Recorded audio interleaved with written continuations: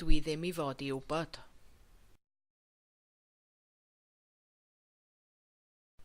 Dwi ddim i fod i wybod.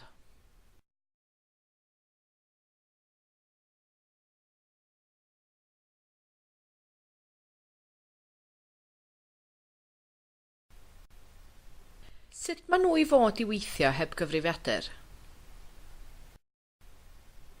Sut maen nhw i fod i weithio heb gyfrifiadur?